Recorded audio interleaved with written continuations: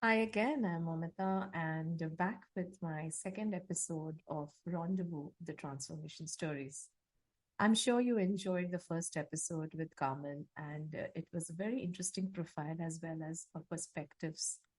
Today, we are traveling towards a different personality, a different perspective, and lovely conversation too. Today, I have with me Roshni Baronia, who's a sales consultant and a podcast launch strategist herself. She's the founder of podcast launch and management company Done For You Podcast, an award-winning serial entrepreneur, author, and TEDx speaker. Roshni has been listed in the top 20 most promising women consultants for 2020 by Consultant Review magazine.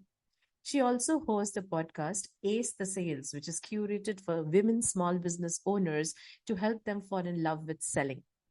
The show is available on major podcast listening apps like Spotify, Google, Apple, and more to serve as a knowledge hub for women to find everything about sales mindset, strategies, and skills that can help them grow their business. In her personal life, Roshni is a mother to a young adult, a wife to a beautiful soul, and loves everything chocolate.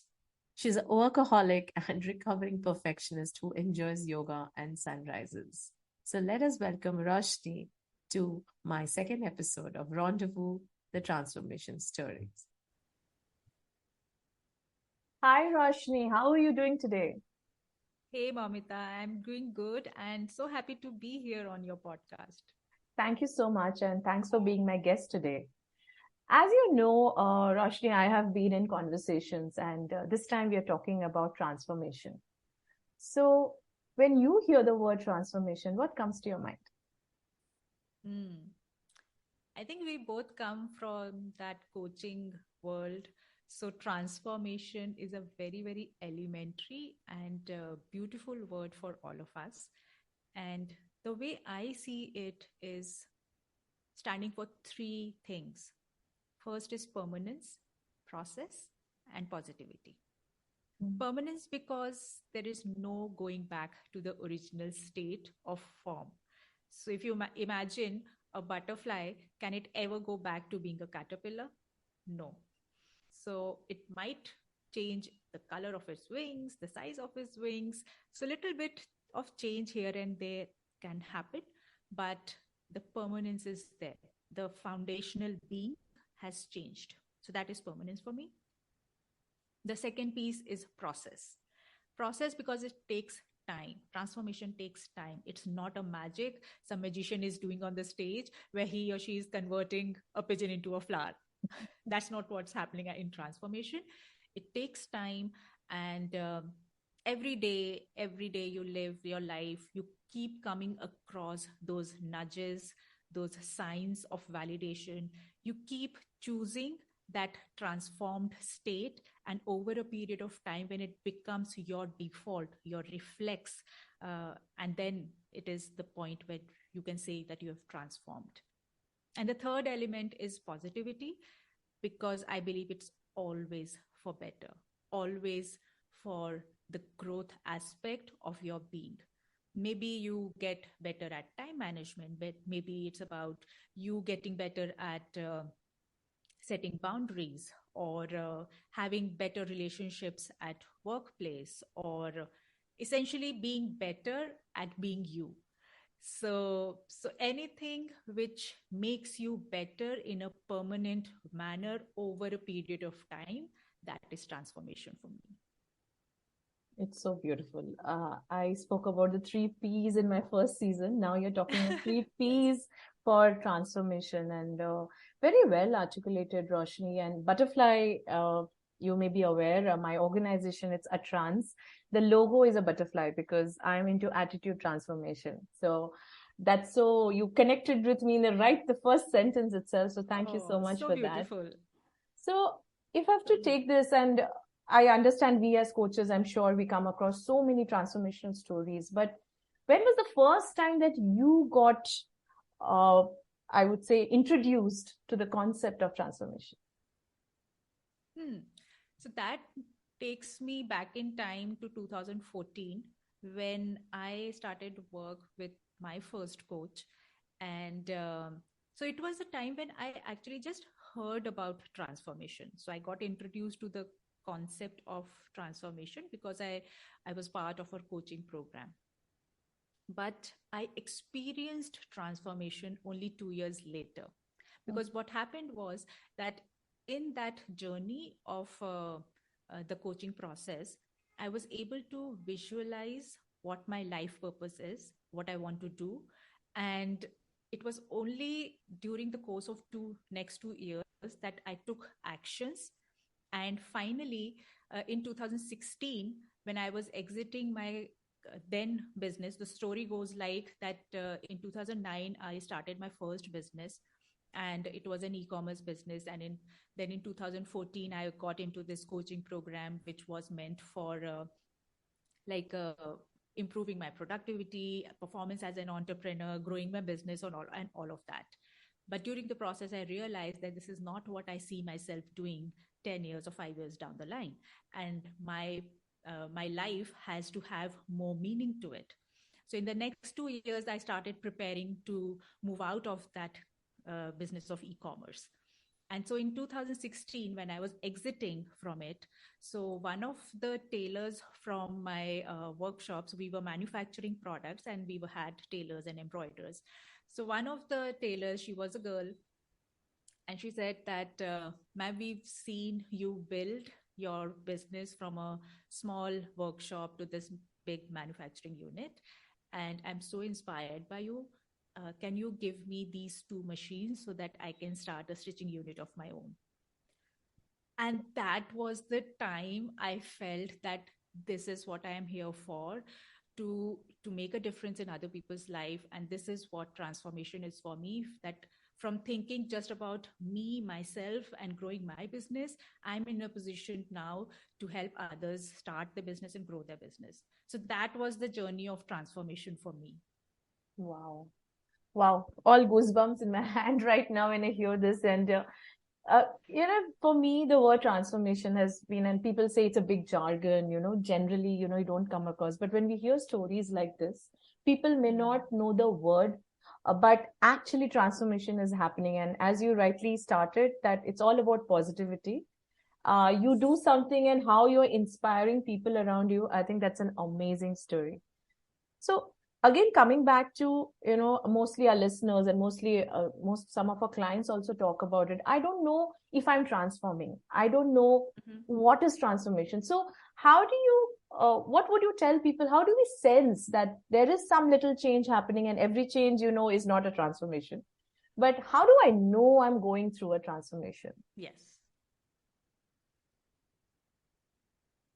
So like I said, transformation is a process. So it will not happen that one day you wake up and say, oh, I'm transformed. No, every day you will keep coming across situations where you have to choose as a person who is their previous being, or the person who is transformed, right? So every day you will lean towards you being point A or you being point B. Many a times you will choose point A, but during the process of transformations, where you keep reflecting on what's happening, you will keep thinking about, okay, this is what I want to do, this is what I want to do next. And then there will come a point where you will start choosing things that are more aligned to your point B state of being. And that's when you will one day realize that, okay, yes, I have transformed. This is my new default way.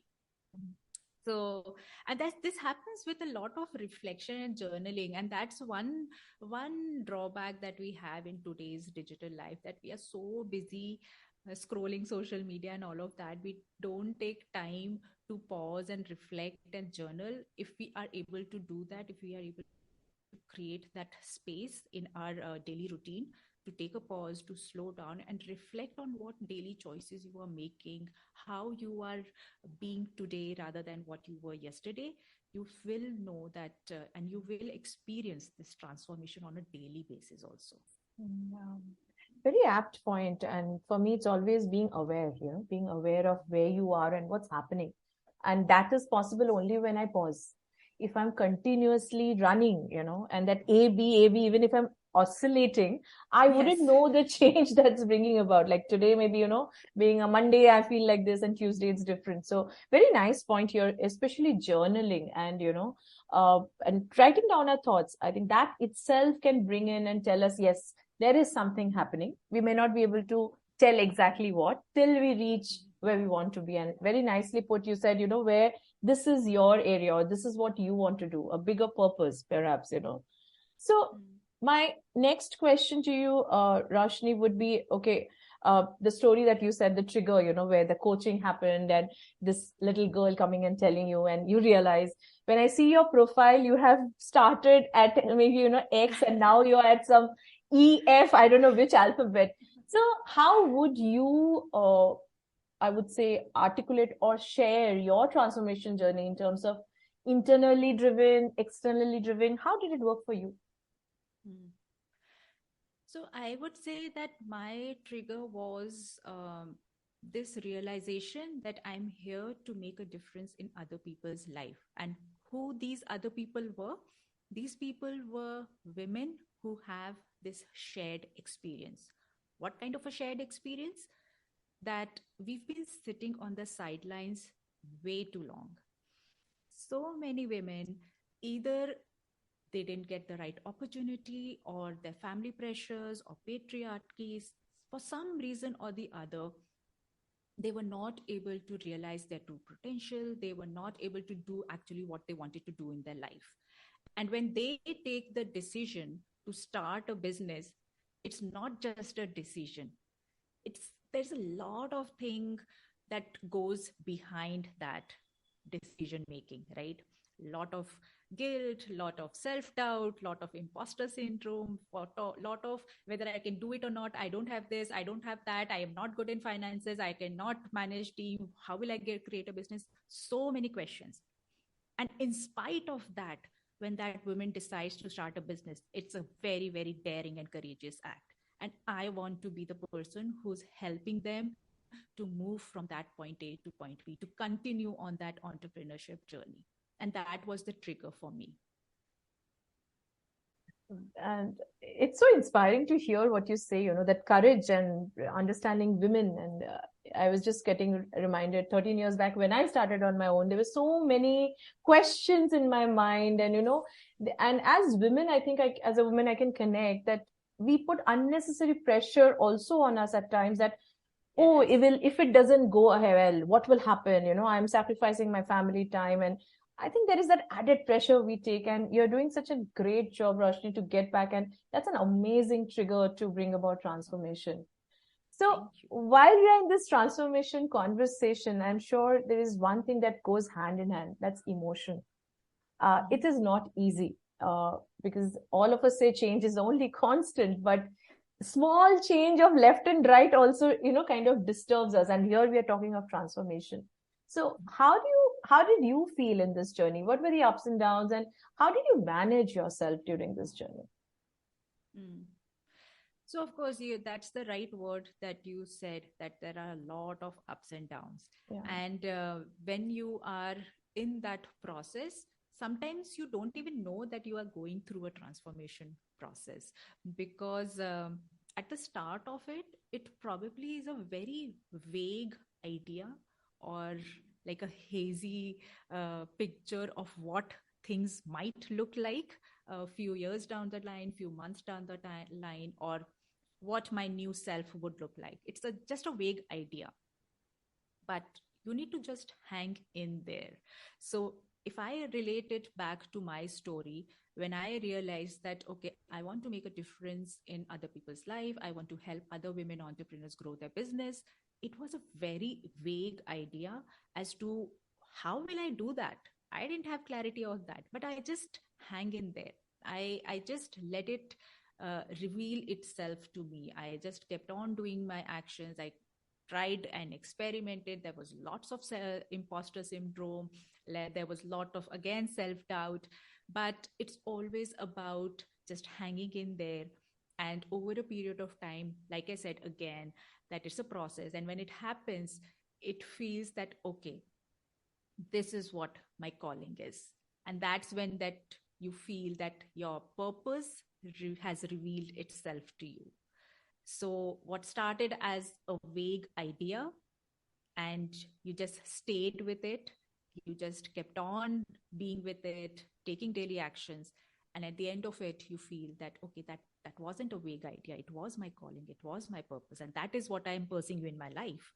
And so yeah, that's how it shows up. Wonderful. The word is a small one, hanging in, but it requires a lot of courage, self-determination. And I was just thinking, how about the fourth P, the perseverance, in terms of having patience and perseverance, being there in terms of, not letting go. I guess that's what we then, self-doubt is a very right word, and that it comes on like 24/7 that days which are not good, like, am I really on the right track? Yeah. So and everyone is doing so many things. It's very natural to get influenced by what other people are doing, and the self-doubt hits even more. But yeah, you, like they say, the best of the dishes take time to marinate and ferment. That's what hanging in there means. It does, because whatever you think, wow, this is amazing idea, you just Google it up and you already have some 25 people doing it minimum. Okay, and then you say, oh, okay, this is our idea. So I guess life goes on, and that's where brings in terms of, so what is your belief about transformation? You did mention positivity, you did mention, you started with permanence, process, and positivity, but what is your belief? I believe transformation is the most beautiful gift you can give to yourself, because in spite of the self-doubt that we've talked about, in spite of the fact that it will take immense amount of courage for you to hang in there and stay through the journey, but at the end of it, if you are able to transform yourself in a particular thing, you've done yourself the best favor, or you've given yourself the most beautiful gift ever. So if I imagine and if I go back to like the Roshni who was 20 years back, newly married, and if I wouldn't have taken that courage, I wouldn't have been the transformed being I am today. So it will be unsexy, it will be very hard, but it's the most beautiful gift you can give yourself. Wonderful, wonderful. And that brings into my next question. And you said Roshni 20 years back. So imagine today you have that superpower, and now you want to transform some bit of you. In case, take a pause, and which part of Roshni you would like to transform?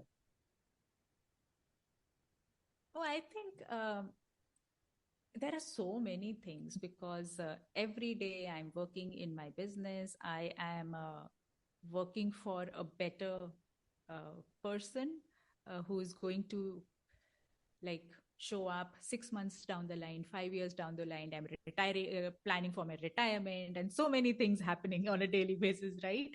So like I said, when you are in the forest, you are not able to, you are just able to see the trees, you are not able to see the full forest, right? So if you ask the question, what am I working on in terms of transformation, I am working on the entire being of myself, my business, my personal life, my choices, who I am as a daughter, as a mother, as a wife, is not compartmentalized in silos. So every day I am taking actions which make me better from who I was yesterday.